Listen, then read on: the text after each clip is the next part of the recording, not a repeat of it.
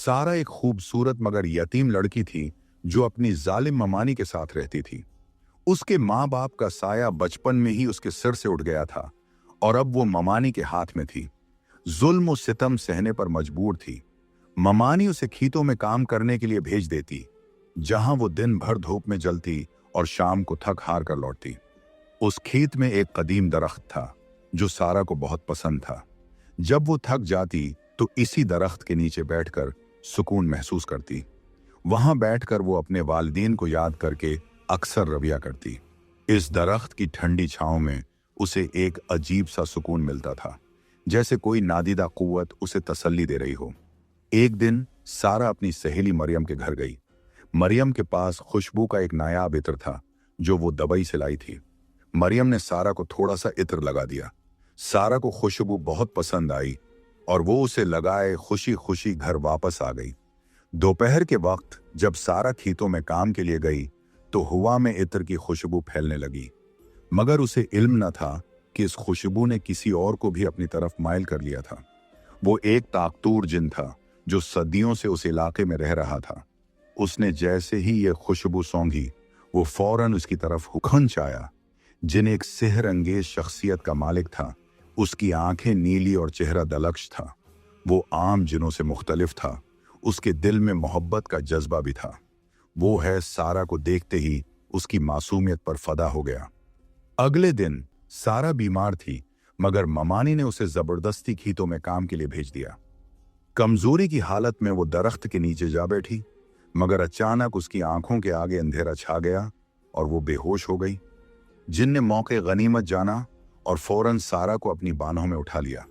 वो उसे अपने खफिया ठिकाने पर ले गया, जो एक शानदार मगर प्रासरार जगह थी। वहां उसने सारा की तीमारदारी की, उसके माथे पर ठंडे पानी की पट्टियां रखें और नायाब जड़ी बूटियों से इलाज किया। कुछ ही देर में सारा को इफाका महसूस होने लगा। उसने आंखें खोलें तो खुद को एक अनजान जगह पर पाया। उसके सामने एक लंबा वजीह शख्स खड़ा था जो किसी इंसान से ज्यादा हुसैन लग रहा था। जिन ने नरमी से कहा, घबराओ मत, मैंने तुम्हें बचाया है। तुम बेहोश हो गई थी और अगर मैं ना आता तो शायद तुम्हारी हालत मजीद खराब हो जाती। सारा हैरानगी से उसे देखने लगी। वो सोचने लगी कि ये कौन है और उसे कैसे जानता है, लेकिन वो इतना कमजोर महसूस कर रही थी कि ज्यादा सवालात न कर सकी। जिन ने मुस्कुरा कर कहा, मैं तुम्हें वापस छोड़ आता हूं, और फिर लम्हे भर में वो सारा को उसके घर के दरवाजे पर छोड़ आया। ममानी ने दरवाजा खोला और हैरानगी से सारा को देखते हुए गुस्से में बोली, कौन था ये? सारा ने नजरें झुका ली और खामोशी से अंदर चली गई। रात को सारा मुसलसल इसी जिन के बारे में सोचती रही। वो कौन था? उसने मुझे क्यों बचाया? अगले दिन सारा दोबारा दरख्त के नीचे जा बैठी और उन्हीं ख्यालात में गुम थी कि उसे अपने करीब किसी की मौजूदगी का एहसास हुआ। वो डर के मारे उधर उधर देखने लगी। कौन है? उसने धड़कते दिल से पूछा। मैं वही हूं जिसने तुम्हें बचाया था, एक नर्म मगर प्रासरार आवाज सुनाई दी। सारा ने नजरें उठाईं। वही शख्स उसके सामने खड़ा था। कौन हो तुम? सारा ने डरते हुए कहा।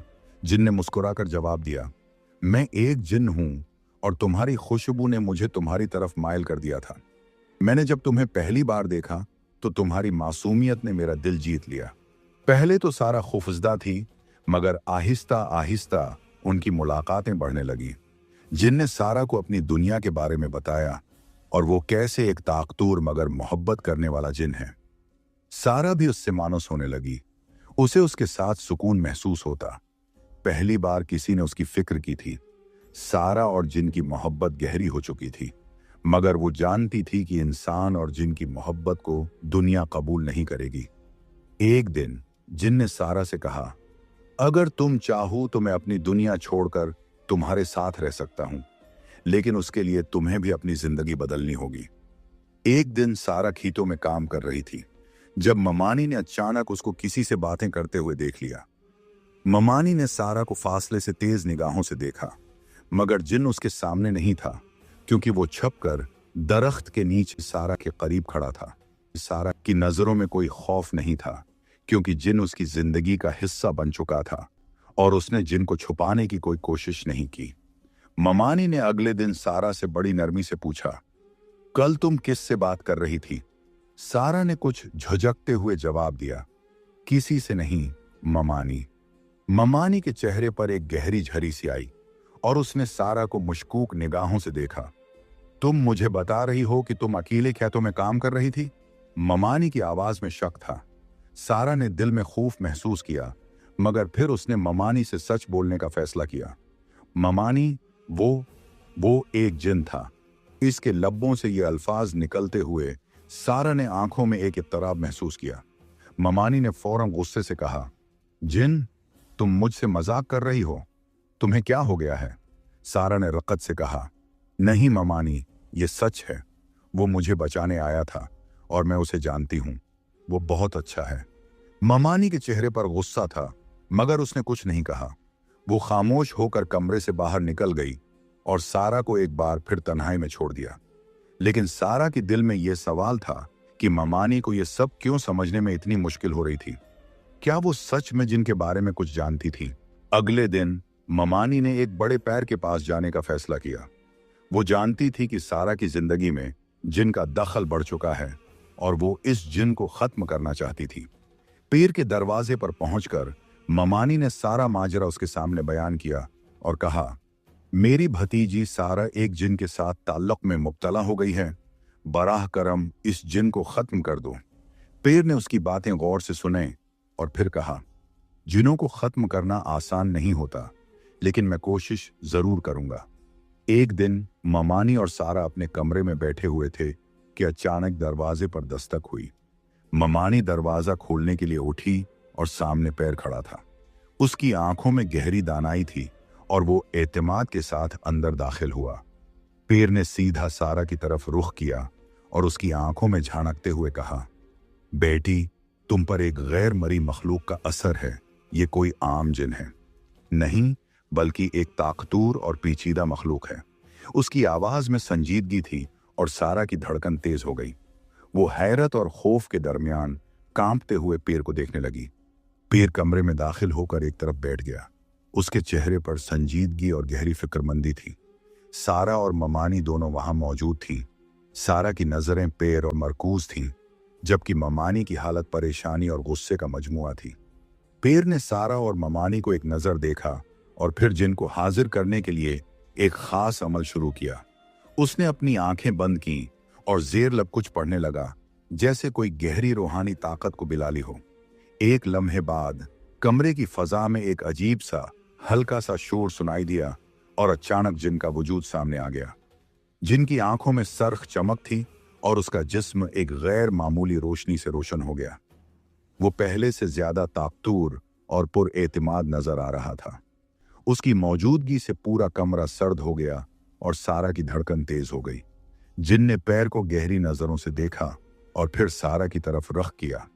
पैर ने जिन की तरफ देखा और कहा, तुम्हें उस लड़की को छोड़ना होगा। तुम्हारी मोहब्बत उसके लिए नुकसानदाह साबित हो रही है। जिन की आंखों में सरख हो रही थी, चमक थी। उसने पैर के अल्फाज को नजरअंदाज किया और गहरी आवाज में कहा, मैं उस लड़की को नहीं छोड़ सकता। उसकी आवाज में निहायत मोहब्बत और इज़्म था। मैं उससे बहुत मोहब्बत करता हूं और वो मेरी तकदीर है। पीर का चेहरा गुस्से से सरख हो गया। उसने जिन को धकेल कर कहा, तुम्हें उसका असर खत्म करना होगा, वरना मैं तुम्हें हमेशा के लिए खत्म कर दूंगा। जिन की आंखों में चमक और इज़्म था। उसने पैर की धमकी को नजरअंदाज किया।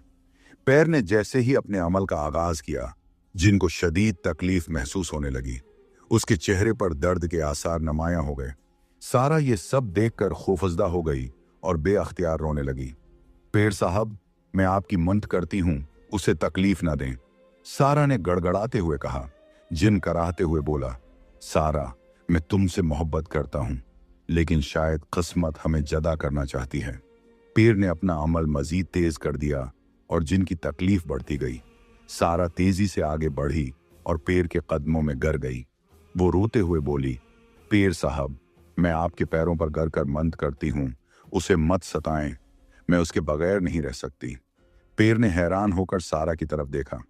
ममानी गुस्से से चीखी, सारा, ये तुम क्या कह रही हो? ये एक जिन है। सारा ने आंसू भरी आंखों से जवाब दिया, हाँ, मगर ये मुझसे मोहब्बत करता है और मैं भी उसे चाहती हूं। पेर ने एक लम्हे को सोचा, फिर जिन की तरफ देखा जो तकलीफ में कराह रहा था। अचानक पैर की आंखों में नरमी आ गई। उसने गहरी सांस ली और अपना अमल रोक दिया। जिन की तकलीफ कम होने लगी और वो सीधा खड़ा हो गया। पेर ने आहिस्ता से कहा, मोहब्बत एक खूबसूरत चीज है, लेकिन इंसान और जिन कभी एक नहीं हो सकते। तुम दोनों मुख्तलिफ हो सकते हैं, दुनियाओं के बासी हो। बेहतर यही है कि तुम अपनी राहें जदा कर लो। सारा और जिन एक दूसरे को देखने लगे। उनकी आंखों में आंसू थे, मगर हकीकत को कबूल करना जरूरी था। सारा की आंखों से आंसू रखने का नाम नहीं ले रहे थे। वो जिन की तरफ देखते हुए रोते हुए बोली, मैं तुमसे बहुत मोहब्बत करती हूं, मगर मैं तुम्हें तकलीफ है, मैं नहीं देख सकती। अगर हमारा साथ मुमकिन नहीं तो बेहतर यही है कि तुम अपनी दुनिया में वापस चले जाओ। जिन की नीली आंखें नम हो गईं। वो सारा को देखकर मुस्कुराने की कोशिश कर रहा था, मगर इसके चेहरे पर दुख वाज़ेह था। उसने आहिस्ता से कहा, सारा, मैं तुमसे हमेशा मोहब्बत करता रहूंगा, चाहे हम एक ना हो सकें। तुम्हारी खुशबू, तुम्हारी हंसी, सब कुछ मेरी यादों में हमेशा रहेगा। सारा का दिल टूट रहा था, मगर वो जानती थी कि ये ही सही फैसला था। पेर ने नरमी से सर हिलाया और ममानी की तरफ देखा, जो अब भी खामोशी से खड़ी थी। जिन ने एक आखिरी नजर सारा पर डाली और बादलों में घिलते हुए आहिस्ता आहिस्ता गायब हो गया। सारा जमीन पर बैठ गई। उसका दिल बोझल हो गया था, मगर उसकी आंखों में एक सुकून भी था। वो जानती थी कि मोहब्बत कुर्बानी का नाम है, और उसने अपनी मोहब्बत के लिए सबसे बड़ी कुर्बानी दे दी थी।